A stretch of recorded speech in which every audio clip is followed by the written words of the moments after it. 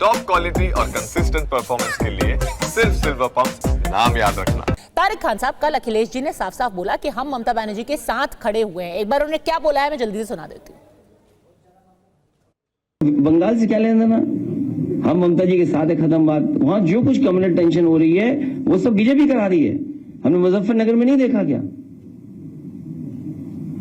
या यूपी में जो घटनाएं होती नहीं देखा? मैंने अपने तालिग्राम में देखा, बीजेपी के नेता ने, बीजेपी के कार्यकर्ता ने एक जानवर का मांस कटवा के मंदिर में डाला और उसमें 17 बीजेपी के लोग जेल गए थे। ठीक है, अगर आप साथ खड़े ही हुए हैं तो फिर आप ये भी मानते हैं कि संविधान बदल करके कानून को खत्म कर दिया जाए, क्योंकि अगर कोर्ट से आपके मन मुताबिक फैसला नहीं आता है तो फिर अगला स्टेप तो यही होगा, अगला कदम होगा भाई चलो संविधान को ही बदल दो।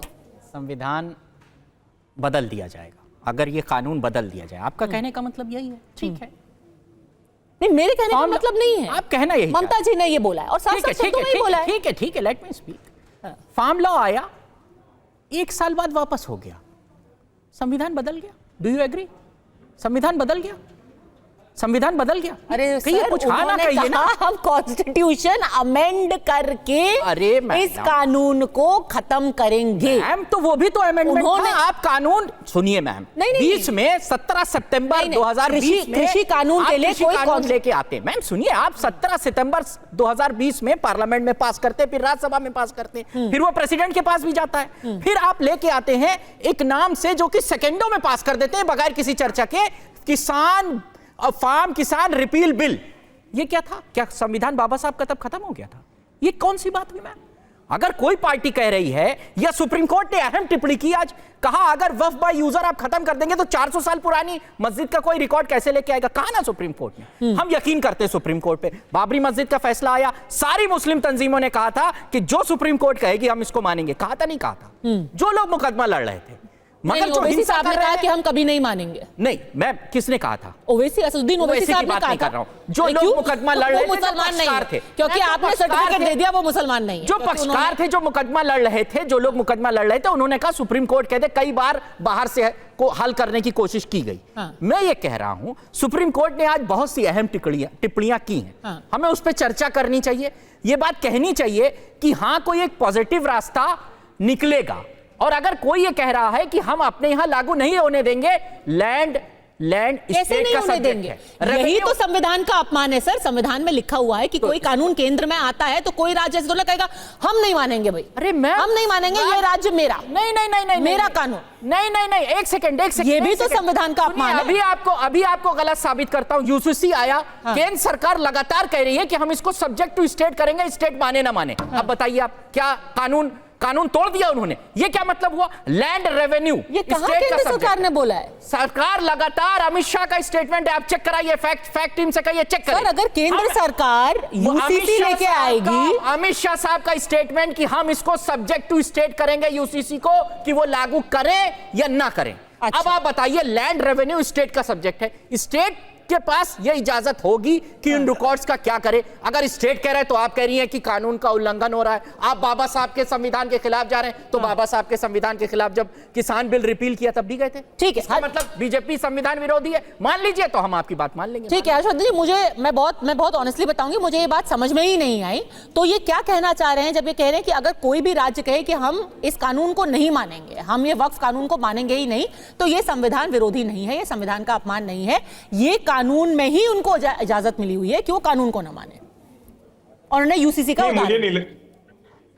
मुझे नहीं लगता कि ऐसा कोई नियम है, कोई शर्त है, कोई प्रावधान है, और अगर है तो वो प्रावधान बता देंगे तो अच्छा रहेगा, पढ़ने लिखने के लिहाज से अच्छा होगा। इनको जानकारी ज्यादा है, दूसरों को कम होगी, तो ये थोड़ा सा एनलाइटन कर देंगे दूसरों को। लेकिन मूल बात क्या है? मूल बात यह है कि भारत के संविधान ने लोकतंत्र ने गुंजाइश दी है, मैक्सिमम डिसेंट नोट की। कितना? यहां तक कि संसद से बाकायदा जेपीसी और चर्चा के बाद भी कोई एक कानून बनता है, सर्वोच्च न्यायालय में उसके खिलाफ आप जा सकते हैं। आप वहां डिटेल में बहस करेंगे, जिरह करेंगे, लेकिन जरा सोचिए ना पद्मजा जी, इस देश के लोगों को जरा सोचना चाहिए। सर्वोच्च न्यायालय में वक्फ संशोधन कानून जो बना, नया अब कानून हो गया, उस पर जो डिबेट हो रही है वो शरीयत की बुनियाद पर हो रही।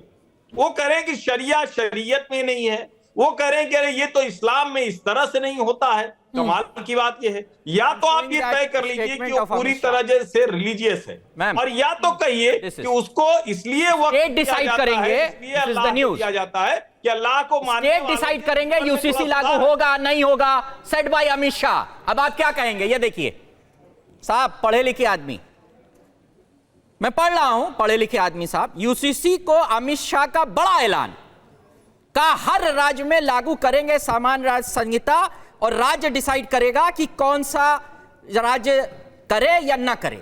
ये क्या है फिर? आप राज्य को क्या कह रहे हैं? बड़ा ऐलान कहा हर राज्य में लागू होगा संहिता, और राज्य को यह दे दिया कि राज्य यह डिसाइड करे। ये क्या है? हर्षवर्धन जी। पद्मजा जी, सचमुच इन सज्जन की जो भी हैं, इन सज्जन की समझ एकदम ही शून्य है। हाँ, बीच में बोलने लगते हैं। आप जरा तारीख जरा इत्मीनान से सुनिएगा। मैं बीच में आपके नहीं बोलता, लेकिन आपकी आदत है आप बीच में बोलते हैं, जरा इत्मीनान से सुनिए। सुन जाऊंगा मैं। संसद जब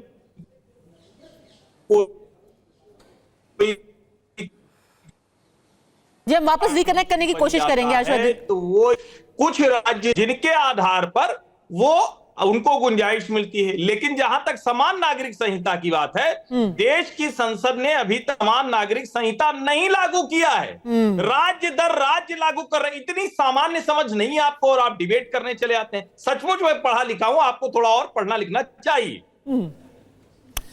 तो आई थिंक जहां पे थोड़ा सा कंफ्यूजन हुआ है आपको तारिक खान साहब, जैसे कि अभी सिर्फ एक उत्तराखंड एक अकेला राज्य है जहां पर यूसीसी लागू हो चुका है।